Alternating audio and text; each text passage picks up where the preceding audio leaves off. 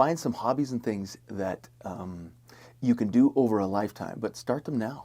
Build those relationships now. Don't put things off, the important things, the relationships and those kind of things off until you're, 70 years old. And then if you have put those things off, you won't have a hobby later. You can't start something new. It's hard to teach an old dog, a real old dog, new tricks. So, welcome to another episode of The Financially Free Investor, where you will learn information and strategies on how to become financially independent by investing in real estate, something that is not taught openly in our society today. Financial freedom matters so you can live a bigger life, retire early, and do what matters most to you. Get ready to hear tried and true methods to becoming financially free with your host, Jordy Clark.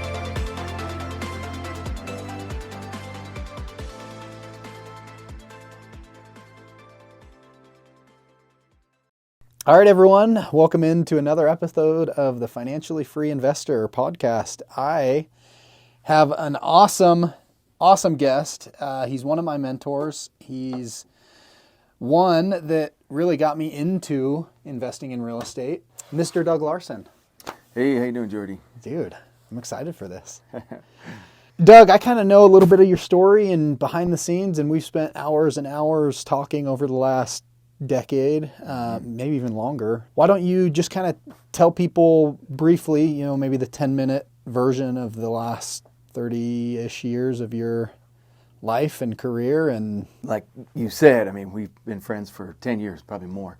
And so in listening to some of your other podcasts, I was trying to think of what I could maybe share with your audience. I would imagine I've got a YouTube channel now, and I've been really surprised. Most of my audience is between 18 and 28. And I've been really surprised about that. I thought millennials and Gen Zers are supposed to be just complete lazy bums, just sitting in their parents' basement playing video games. What's up with that? But with keeping a younger audience in mind, let me just share. First of all, I've kind of lived my life a little bit backwards. I'm in my 50s now, and finally really getting going with the family. Most guys I know that are my age, man, they're grandpas. They got grandkids. And I still have a 7-year-old. Yeah. Right? I think you know a little about 7-year-olds. Yep. 7-year-old girls. Yeah. So my oldest is 16, and I got another boy that's 12. And they keep us pretty busy. But in my younger years, I was shaped by a couple probably pretty big events that turned me onto a very different path than probably most people do or hear about. I was about 12 years old. I don't know if you know this story. I was about 12 years old when my dad went to work for a drug dealer. Now, if you knew my dad, he's passed away now, but if you knew my dad and my mom, you would go, what? There is no way that is even possible. But my dad was a dentist, and he didn't have his own practice at the time. It was probably late 70s, early 80s, and he went to work for another dentist who was very successful, very charismatic, charming. And his name was Dr. Landis. He drove a different Porsche for every day of the week, and he lived, a little, over the top, kind of flamboyant, but very gregarious, real kind of charming guy. Well, my dad agreed to buy his practice after working for him for about a year, and it turned out that it wasn't real money made from the dental practice. It was drug money. He was actually cooking meth in a warehouse and in his own house in the basement. And he eventually got investigated by the DEA and went to jail for 7 years. His wife got 4 years. But the spillover onto my dad was the practice that he bought from this guy, mortgaged our house, right? And bought this practice. It wasn't a real dental practice. It was really just a front to launder drug money. The guy had 3 different offices. And so we lost everything, really. Now, I didn't know all the details about it back then, but it was a real formative point for me because, we went from being homeowners and, doing pretty well to literally being, renters from then on, my family. My dad, probably within 2 to 3 years from that, had a series of small strokes. And they're called TIAs, transitory ischemic attacks, and he was just never the same, emotionally and physically, and he just declined over the years. He died at 65. But that was a real formative thing for me. You gotta trust but verify, right? What other people say and do, and make sure that you know what you're really getting into before you jump in with both feet. I grew up in Southern California, San Diego, and always wanted to, just surf and be a bum. But I also realized that being poor was not very fun.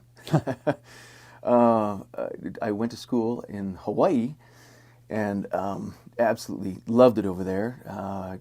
I lived on the North Shore of Oahu, and surfing, playing, some studying, but I remember being at, I worked at the Polynesian Cultural Center. No, I'm not Polynesian. I'm as white as they come. But I remember seeing lots of old people, and they're retired, they're shuffling around, they got canes, and when you talk to them, they're always like, "Oh, I love Hawaii. This is a beautiful place. I wish I could have come here earlier. It's our first trip, and we just love it." And they're just old. They can't do anything. They can't surf, hike, bike, scuba dive. They're just tottering around, and you just think, "Oh man, I do not want to end up 70, 80 years old, never having lived or anything." And so I had made some mental notes. I don't want to be poor, but I also don't want to have life adventure. So I've kind of, not like I had a great master plan, but I always just kind of had this underlying drive that, I wasn't going to just, go to school, get a job, work for the man, or even, this FIRE movement that's really big. Right now, financial independence, retire early. Most of those people, they brag that, "Oh man, me and my wife, my girlfriend, we're just eating cat food and ramen, and one day we're gonna have this nest egg and be able to retire." And it's like, you can do that, but there's a lot of living to do, and it's much more important, I think, to have just great relationships and do the things that you would want to do in retirement. Not you don't have to take cruises around the world all the time, but find some hobbies and things that you can do over a lifetime. But start them now. Build those relationships now. Don't put things off, the important things, the relationships, and those kind of things off until you're 70 years old. And then if you have put those things off, you won't have a hobby later. You can't start something new. It's hard to teach an old dog, a real old dog, new tricks. So anyway, that was kind of my philosophy. And again, I wouldn't have even been able to put that in words. I could have just told you at age 20, 25, age 30 even, that there were things that I didn't want to have happen in my life. So as I kind of put things together, in education and things, and then a job and things like that, I tried to center it around lifestyle and experience more than anything else. So when I finally did get a job, I moved to Hawaii again and lived on Oahu for a little while, and then back to Maui, where I'd visited quite a bit. And it was great. Just absolutely loved it. Any day you're not working, you're in Hawaii. Yeah.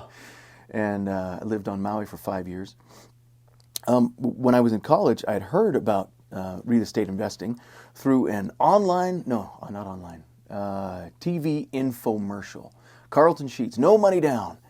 And then I went online and found out about his courses, and it was, 3 easy payments of $89.95 or whatever it was back then. And you could buy, believe it or not, cassette tapes of his whole course.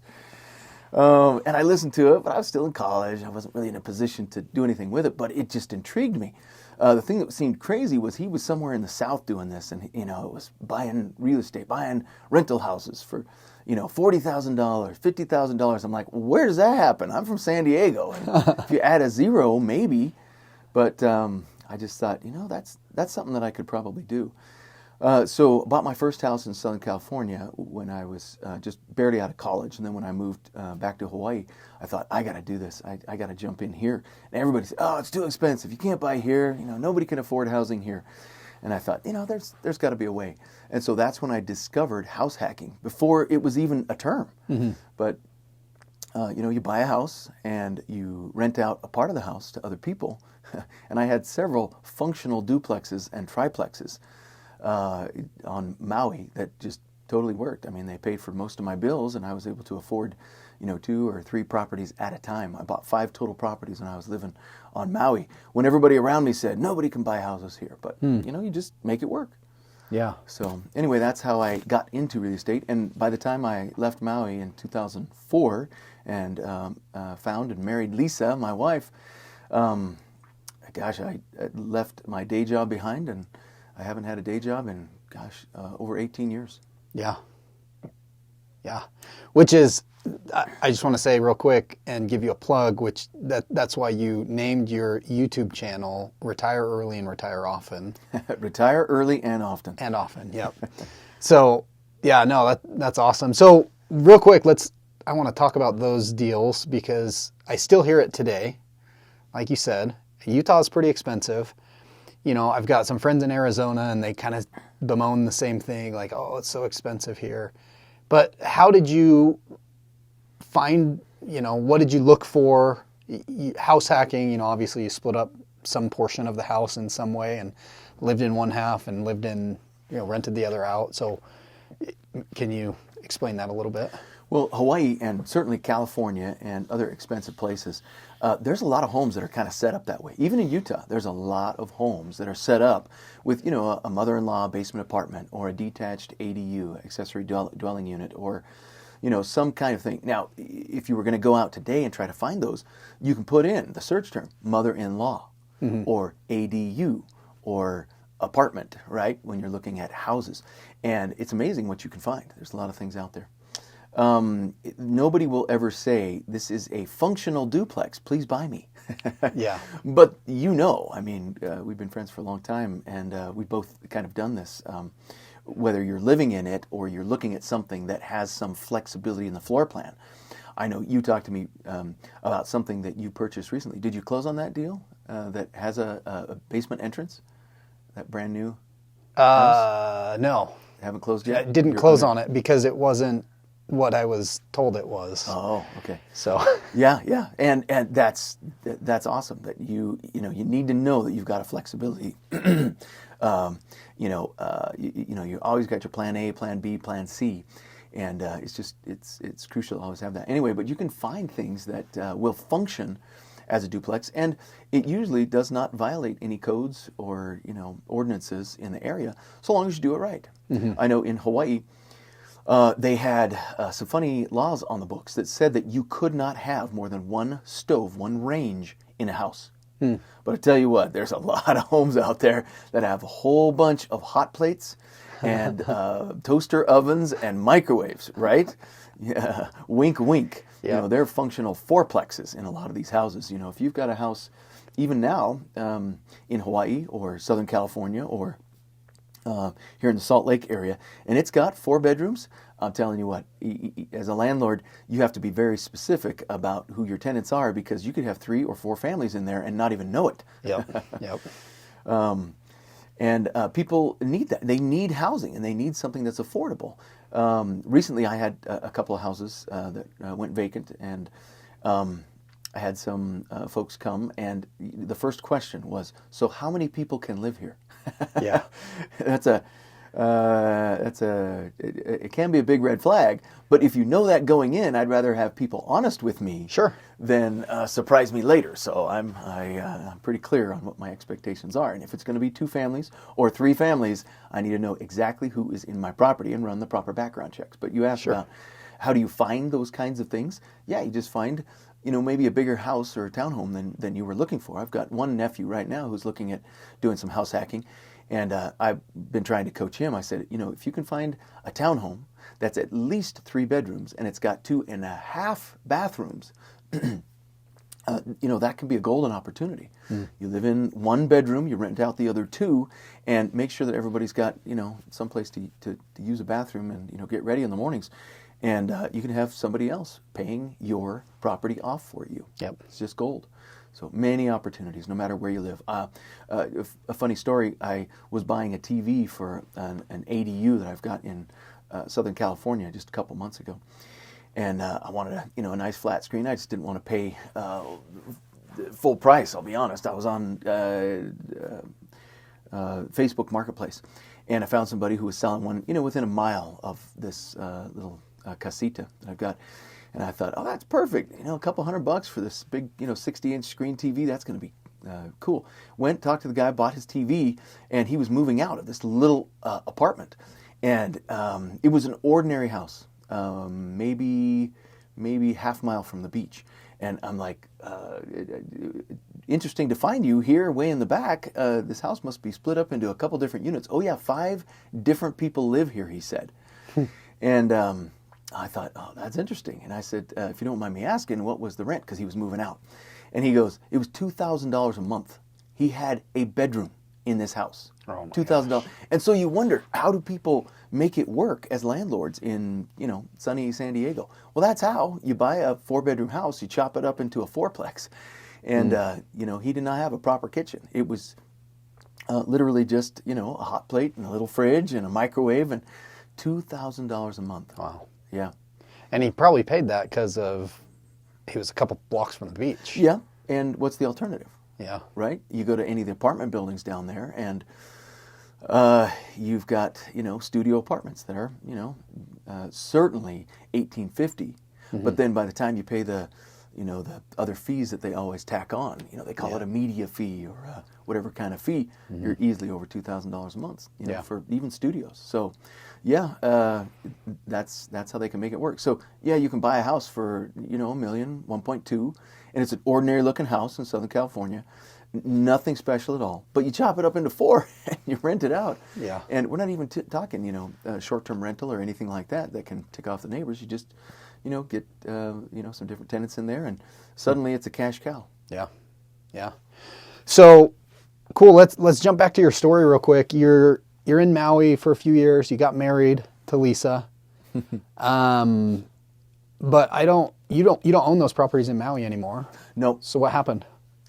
This was like 2004, right? 2004, I moved to Utah because I had met Lisa on a cruise ship, believe it or not. Yep. But I think you know a little something about meeting girls on cruise ships, right? That's where I met Courtney, yeah. So it was a singles cruise with like-minded individuals and, a similar religious background to mine. And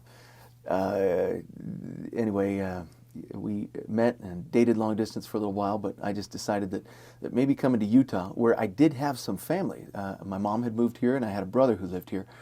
And I just thought, you know what, we can give that a try for a while. So it just made sense, and I came here. I was able to quit the day job and do that. I still had one house on Maui that I kept in a lease option with some pretty good tenants for another year. Then sold that one in 2005. You always look back, and I know one of the questions you'll ask later is, what would you tell people, that you might do differently? And, if there was a way to have kept more of my properties long term, just, I love buy and hold, and I've, kept some properties for, 5, 10 years. But if I would have kept some of those from 20 years ago, oh man, they'd be paid off, and I'd still have a house in Maui. Mm-hmm.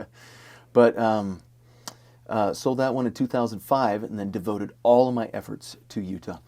When I arrived here and really started looking around, it was just ripe for the pickings, right? There was still a lot of inventory. It was 2004. I had some cash from the sales in Maui. And I just thought, what makes sense to me? And something about the valley in Utah is a little different. And if you're looking at flipping in Salt Lake and Utah County, it's kind of difficult because everybody and their uncle has handyman skills. Everybody wants to buy a fixer-upper, and they're watching HGTV, and every woman thinks she's a designer, and it just seemed really hard to do flipping the way that I understood it. Right. Mm-hmm. On Maui in Southern California, there's this this buyer that comes in, and all they want is a second home. Or they want something that's totally fixed up. They're not going to swing a hammer on the weekends, right? Yeah. These guys are professionals, they're doctors, they're lawyers, they're computer programmers. They're not handymen, they're not weekend warriors, and they just want something that's turnkey. And so you as a flipper could get paid for that. Most of my flips were kind of live-in flips that I lived in and then sold to somebody else, but up to that point. So I came to Utah and I was like, wow, it just doesn't make sense. I'm looking at, what things are selling for that are just pieces of junk. and what they're selling for all fixed up. And it just, I don't know how I can do that. But I discovered a cute little town called Park City. And I thought, that makes sense. So the first 10 deals I did were all in Park City. They were homes, they were townhomes, they were condos. But again, you've got that second home buyer. Most of the people that are coming to Park City, it's a second home. Yeah. It's a vacation property.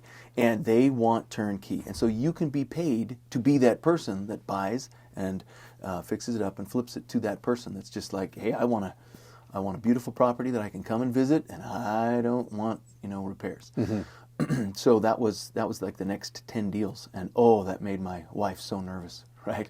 Yeah. Because, I'm looking at these homes, and, they were like 3, 4, 5, even $600,000 purchase price. And, her home that she lived in, that we moved into together, brand new, she had paid, I think it was $90,000, right? In Sandy? In Sandy. Yeah. And she was like, $500,000, $500,000, are you crazy? I'm like, trust me. This is cheap compared to where I come from. She says, yes, but this isn't, California or Hawaii. And I'm like, it's the same buyer. It's the same buyer. Trust me on this. And it worked out awesome all the way up until 2007 summer. And I still had 3 properties. And it was like, oh my goodness, I'm going to be holding the bag on these if I'm not really careful. So, and I actually had about 5 or 6, but I had been able to sell those leading up to the summer of 2007. But 2007 in the summer, I had some that were not selling. And it was this same feeling that we've got in the market right now, where there wasn't a ton of inventory yet, but everything was slowing down. You could see it. You could see that the buyers just weren't there, and they were beginning to be more picky. And it was like, uh-oh. So I liquidated pretty fast some properties. I only lost money on 2. I lost money on 2 of those 3. But thankfully, the money that I'd made, I had, several $100,000 sitting in cash after liquidating almost everything. And I just took a break for 2 years. 2008 and 2009, I did not buy a single thing. I spent a lot more time with my family, and I did make some offers, but nothing was accepted. I just was patient and waited. And then in 2010, when I really could start to see that there were bargains to be had, I really started buying hand over fist. And I started with cash, buying, beat-up houses down here in the valley. I also started buying some land, both down in the valley and up in Park City, where I could just see fire sales going on, just absolute fire sales, where, a piece of property, all vacant land, all improved in approved subdivisions with all the sewer and gutter and utilities in. Lots were $20,000, and these would have been $120,000, $150,000 just 2 years earlier. And it's like, those are, I don't know how you can't make money just buying and holding those for a little while. Yeah. All the improvements are done. You can't buy the land and do the improvements for that. And so I probably bought a total of about 3 dozen lots. Some from banks, some from individuals, some from builders who were, just fire sailing them to liquidate and have some cash. But it was just a golden opportunity if you had some cash, because you couldn't get loans. Certainly not on land. Yep. If you had a plan and you could take it to a bank and say, I'm going to build a home, you could still get, a bridge loan, that construction financing. You're very aware of that kind of financing because you work in that space. Yep. But you just could not get a loan on a vacant piece of property. And so if you could buy 2, 3, 4 at a time, man, it was just, easy pickings. And so then I would sell them 1 or 2 at a time to local small builders who were nimble. And, people still want housing. They still want to build. Yep. It just needs to be the right price to get people off the bench. Yep. People, were just waiting patiently in 2010, 11, 12. And so if you had a lot that I picked up for literally, Jordy, up behind, Cabela's and that whole area, Silicon Slopes. Yeah. I purchased 3 lots from a credit union for $105,000 for 3. Yeah. And I picked up another 2 for under $20,000 each. Yeah.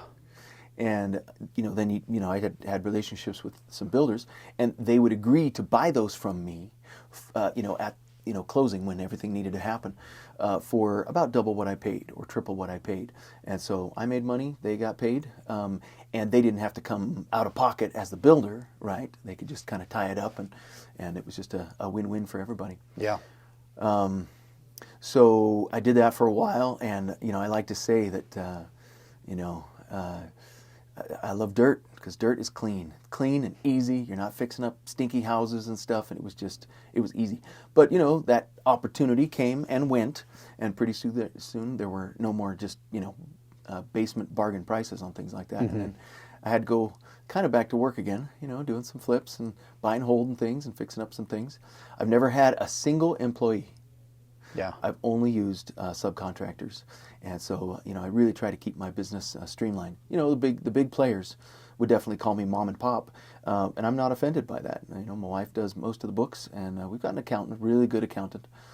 But we just like to keep it small, and it's not scalable in the way that some people would like to see a business, but it's just simple and easy. I saw so many people try to take advantage of expanding market share during the 2003, 4, 5, 6 time frame, and they really got burned. They went out of business. They went bankrupt. I had several family members that tried to scale in their own businesses, and they went bankrupt. And I just thought, you know what?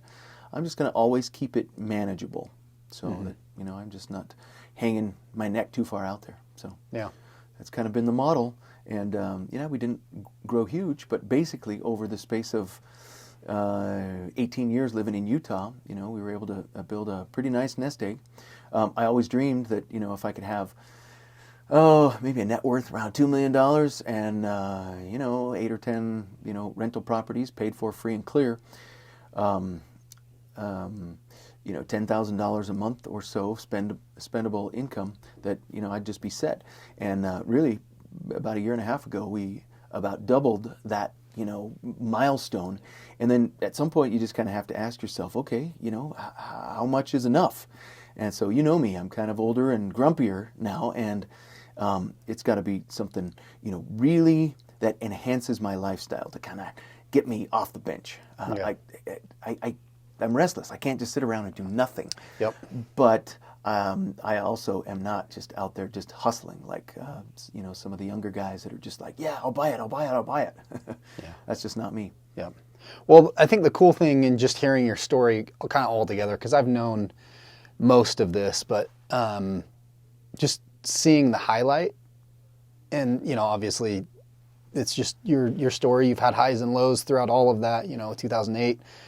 When you were fire selling properties just to get out from under them, and they were neg-am loans, and we've talked about all of that, but just you've really done a good job, and hopefully your kids can listen to this and and see it, maybe when they're a little bit more mature and ready to receive the lesson. But I'm not sure if my children have ears sometimes. Well, not for you, but for somebody else, because I was certainly that way. But you've done a great job at designing your life so that, you've been able to go down. In fact, when we first kind of really got to know each other, you hired me as slave labor to flip a house in San Diego. It was in Vista. Yeah. And your whole sales pitch was, hey, why don't you come learn how to surf and do a little bit of work? And I realized it was a lot of work and a little bit of surf. But we had a great time. And, we slept in that house, and I've just learned so much from you. And the cool thing is, you don't have to have a portfolio that somebody else has. You've kind of jumped around, obviously, geography, but then, in kind of niches, doing high end, then, some wholesaling and some just buy and hold. But you've done a good job at kind of pivoting with the market and with life turning and changing, and the whole time keeping in mind like your lifestyle freedom, your, desire to not be quote unquote, a wheel in the cog in somebody else's big corporate business. And that's afforded you, I think, a lot of different experiences that most America doesn't have because they're so stuck in the working 9 to 5, for 40 years to maybe squeak out, 500,000 in an IRA or something that, really doesn't provide them with enough income to live comfortably. But you guys have a portfolio that's pretty resilient, even though, we're in the midst of what could be 2007 all over again. I think, and we can touch a little bit on this, but I think it's got different factors, right? We've definitely seen prices drop, but the loans that people have gotten for the last few years leading up to, we'll call it 2022, you really had to qualify. Even in 2021 and 2020, the interest rates were just ultra low, and most people, have a ton of equity that could be disappearing, but they've got low interest rates, which is, I think that's going to be the hard part in seeing just this massive wave of foreclosures, and I think there's definitely going to be opportunities, but I don't know that we're going to see, lots at 70% off of what they were. Houses are at 70% off just because of the inventory problem, not to mention who knows how many immigrants, legal or non-legal or, whatever, have come in that are unaccounted for that need housing. Like everybody it represents demand. Yeah. So I don't know that I think we're in a different perfect storm versus the last perfect storm, but I think it's going to be very similar in the fact that a lot of people are going to lose a lot of money. If you're not financially prepared, like it can cause bankruptcies. We're kind of already seeing it with lenders tightening up and just everything kind of tightening up. Like if you don't have a cash position to float through some things and you're very leveraged, it could be disastrous. But we talked about the pivot, and I've done everything, except for not commercial or large multi. I mean, you got more experience in that than I do, and I haven't really done short-term rentals. But house hacking, vacant land, and the buy and hold, and flipping, wholesaling, money lending, investing with IRA, 1031 exchanges, seller financing with sub-2 lease options, note creation. I've done all these things as I've needed to pivot because, as you mentioned, the market is shifting. It's, every time is different. Of course it's different. Every crash is always different. Yep. But you have to deal with the market you have, not the one that you want. And the people who are able to pivot, just like you are doing in your business, the people who are able to pivot and adjust to what we have right now, maybe do some lease options. That property that you recently helped me sell, and Murray, your brother and partner, with a note, a seller financing. That was not my first goal with that property. But, we pivoted, made it work. It's a moneymaker. If you're able to pivot with what you're being given, you will be successful. So it's just a matter of looking for opportunity and then saying, okay, so with what we have, what can we do? Yeah.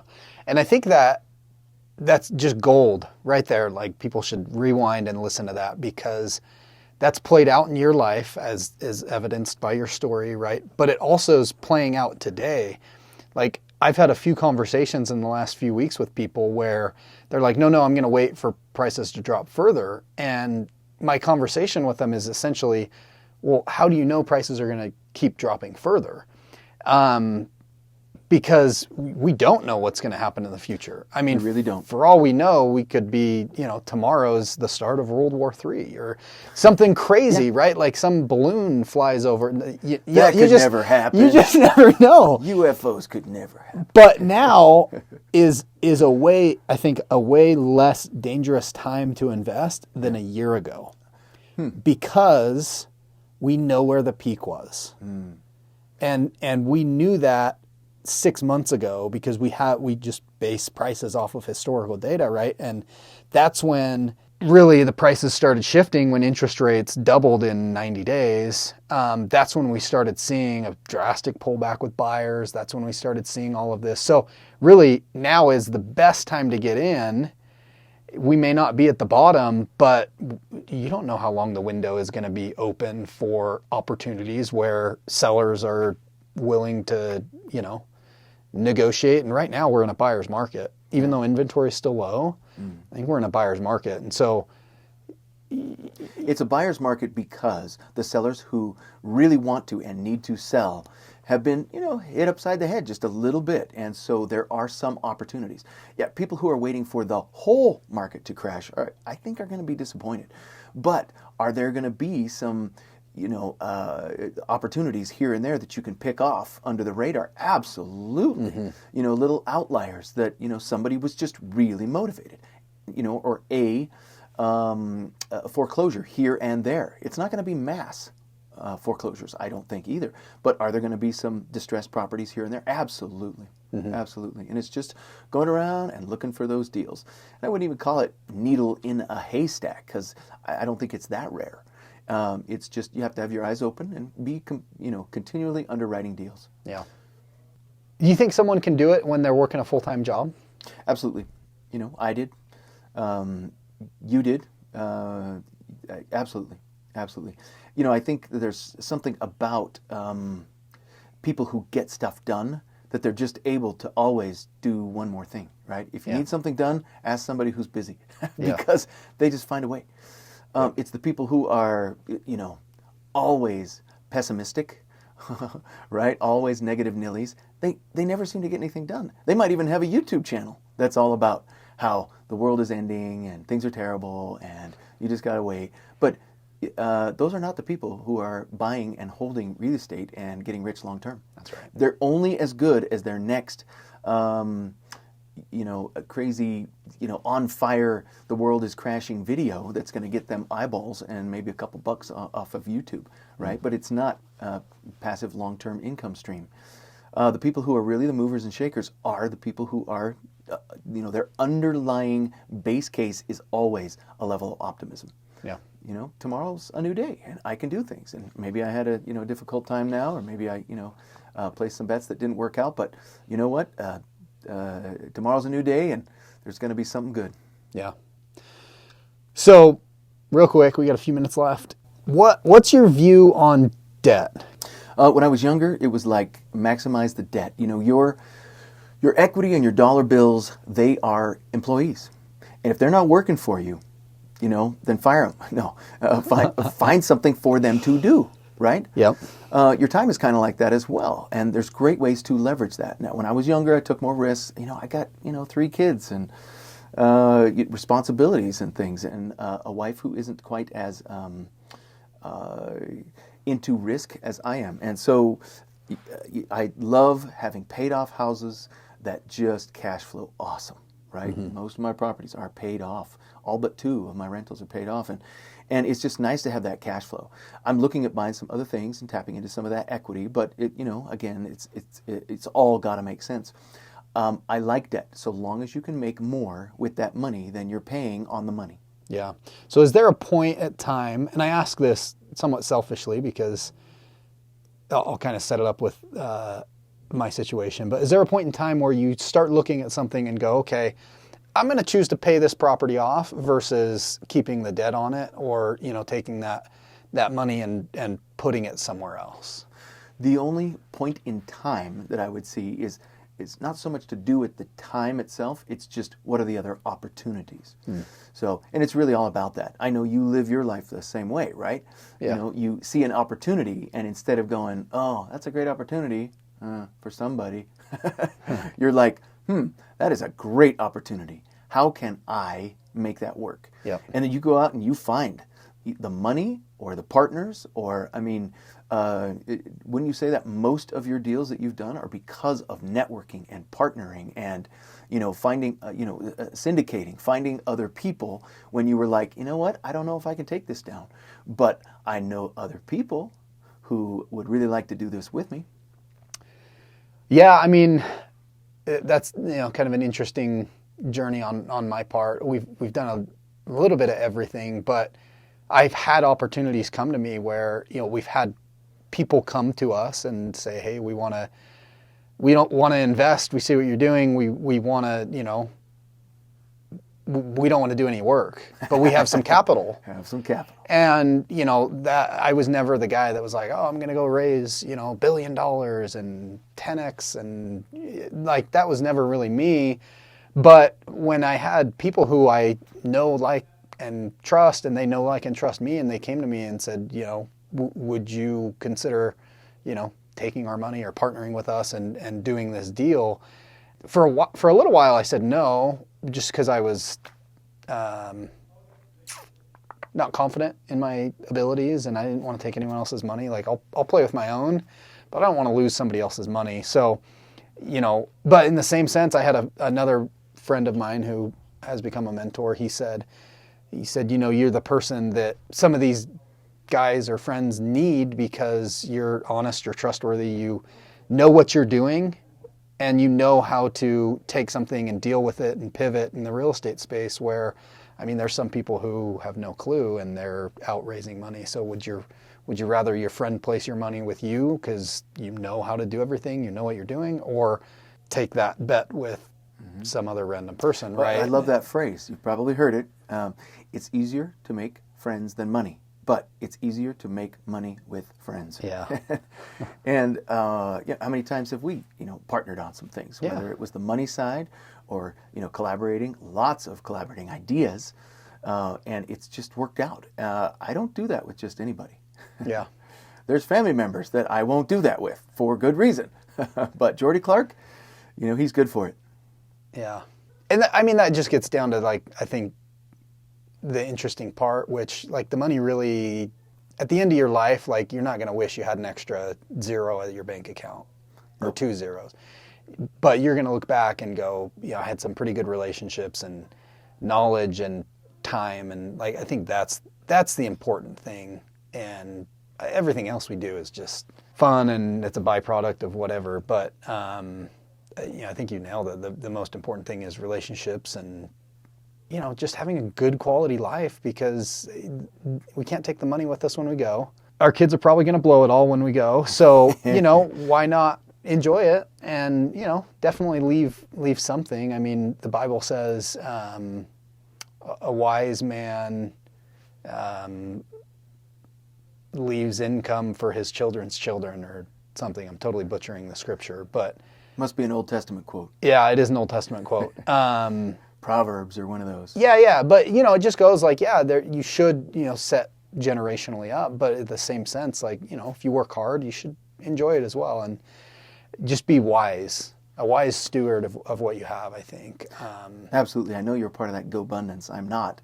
A lot of your great guests have been, a part of that. And, they've got that bigger mindset of, don't just do this for yourself and set yourself up. This is bigger than you. And I think that's great to have that mindset. Your children, your children's children, maybe. You don't want to spoil your kids, but certainly. Yeah. Well, let's wrap up. One, because our time is running out, and 2, because I'm hungry and want to take you to lunch. So what is one piece of advice that you would give to somebody who's just starting out on their journey? Maybe they just bought their first property, or they're wanting to design their life a little bit more than just working in a cubicle for 40 years of their life.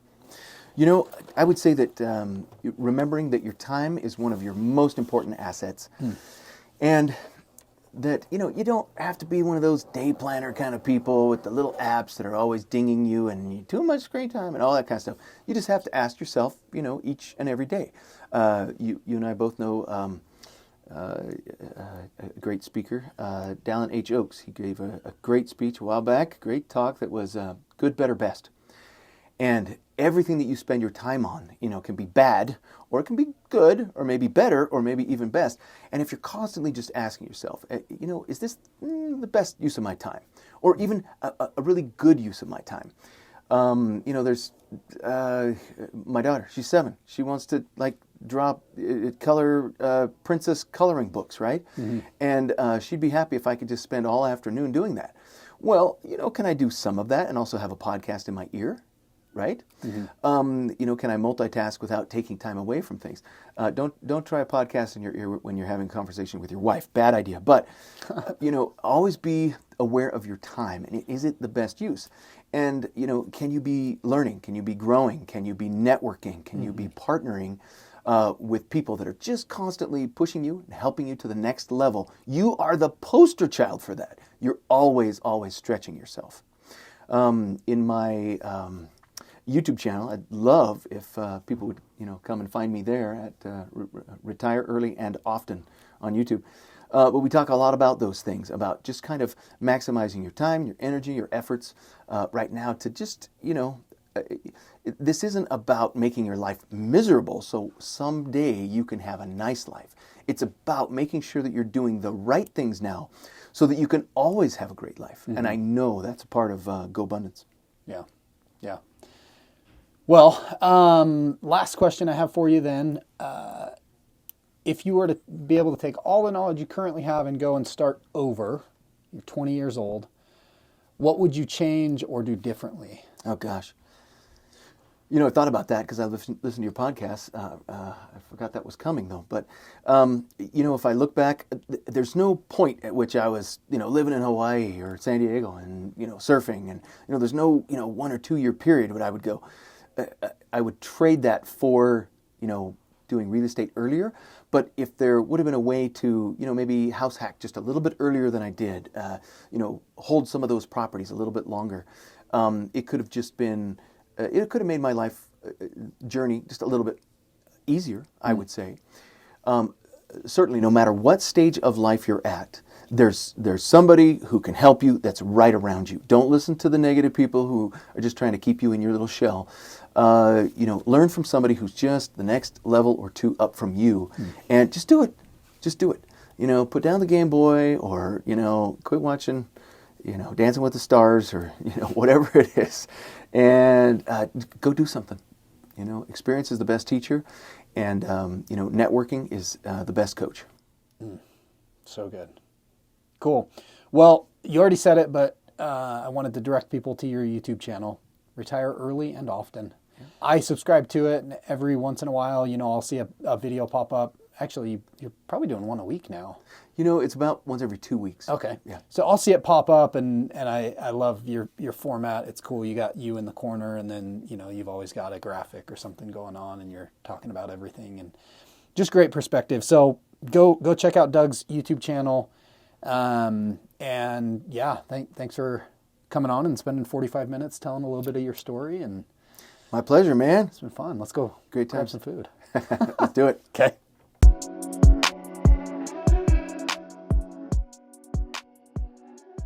Thank you for joining me for another episode of The Financially Free Investor.